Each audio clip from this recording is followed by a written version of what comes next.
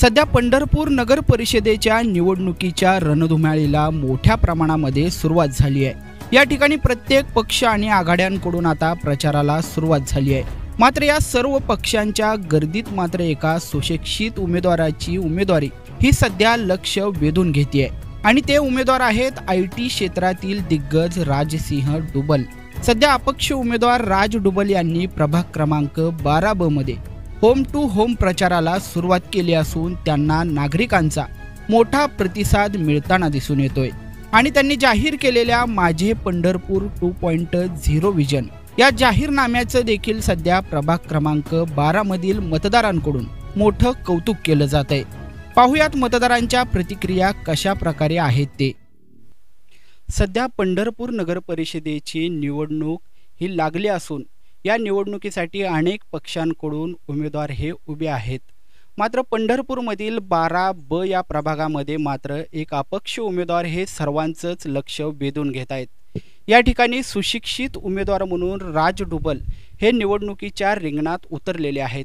त्यांनी सध्या आपला प्रचार सुरू केलेला आहे आणि हा प्रचार नेमका नागरिकांना कशा प्रकारे भावतोय हे आपण आज नागरिकांकडून जाणून घेणार आहोत। नमस्कार। नमस्कार। आपलं नाव? मी सोनंदकर, नंदकुमार सोनंदकर, सेवानिवृत्त अभियंता महावितरणमधून होतो।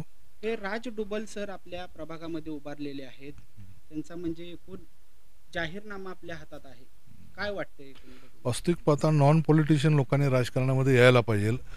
नॉन पॉलिटिशियन आणि अभ्यासू आणि एज्युकेटेड सुशिक्षित लोकांनी, आजकाल काय झाले मागे सगळ्यांचे फोटो असतात पुढाऱ्यांचे आणि असेच लोक काहीतरी हे करा मी येऊ, पण यांचा जर एकंदरीत जाहीरनामा पाहिल्यानंतर सर्व सुशिक्षित तरुणांसाठी योग्य वाटतोय आणि अशा लोकांना खरं म्हणजे राजकारणामध्ये येऊन थोडंसं राजकारणामध्ये क्लीन केलं तर बरं होईल, हे माझं मत आहे। या पंढरपूर 2.0 विजन बाबत अपक्ष उमेदवार राजसिंह डुबल यांच्याकडून अधिक माहिती जाणून घेऊयात। नमस्ते, माझं नाव राजसिंह डुबल, मी प्रभाग क्रमांक 12 मधनं उभारलेलो आहे आणि गेले 3-4 दिवस आता मी डोअर टू डोअर जातोय आणि सर्वांशी जाऊन त्यांच्या समस्या जाणून घ्यायचा प्रयत्न करतोय, त्यांना समजून घ्यायचा प्रयत्न करतोय, माझे विचार त्यांना सांगण्याचा प्रयत्न करतोय। तर ह्याच्यामध्ये एक प्रकर्षण काही गोष्टी मला जाणवत आहेत।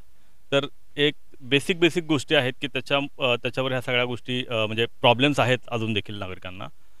मी 2-3 दिवस फिरतोय तर एक ज्यावेळेस वार्डमध्ये मी फिरतोय तर ओपन स्पेसेस ज्या आहेत त्या तशाच पडलेल्या आहेत, म्हणजे त्याला डेव्हलपमेंट किंवा त्याच्यावर काही काम झालेलं नाही आहे। मला वाटतं की त्याला जास्त खर्च आहे असं पण नाही आहे, बट त्या होऊ शकतात। त्यानंतर अजून बेसिक प्रॉब्लेम्स म्हणजे रस्त्यांचा एक प्रॉब्लेम अजून देखील आतल्या ह्याच्यामध्ये जाणवतो। जरी आपले बाहेरचे रोड चांगले आहेत पण आपल्या वार्डच्या आतले जे रोड्स आहेत ते अजून देखील त्याच्यावर काम करणं गरजेचं आहे। तिसरी गोष्ट आहे ती मी संध्याकाळी काल फिरत होतो, काही ठिकाणी स्ट्रीट लाईट ज्या आहेत, म्हणजे आता विरळ वस्ती आहे आणि जिथं आपण रस्त्यावरची ज्या लाईट्स आहेत ना त्या लाईट्स नाही आहेत। आता ह्या बेसिक आहेत की त्या व्हायला पाहिजे आणि त्याला मला वाटत नाही की त्याला जास्त खूप काही एफर्ट्स घ्यावे लागतील। आणि हेच आता ह्या अजून नागरिकांकडनंही भरपूर मला समस्या सांगतायत की आता फॉर एक्झाम्पल काल एका महिलेने सांगितलं की तिथं डाम नाही आहे, रोड मस्त चांगला झालेला आहे त्यांच्यासमोरचा, बट तिथे इलेक्ट्रिसिटी डाम नाही आहे आणि त्यासाठी ते स्ट्रगल करतायत गेली 3-4 वर्ष। तर असे छोटे प्रॉब्लेम्स मला समोर येत आहेत आणि मी ज्यावेळेस लोकांबरोबर जातोय तर त्यांना ते चांगलं वाटते की हां बाबा काही ना काहीतरी बदल घडायला पाहिजे।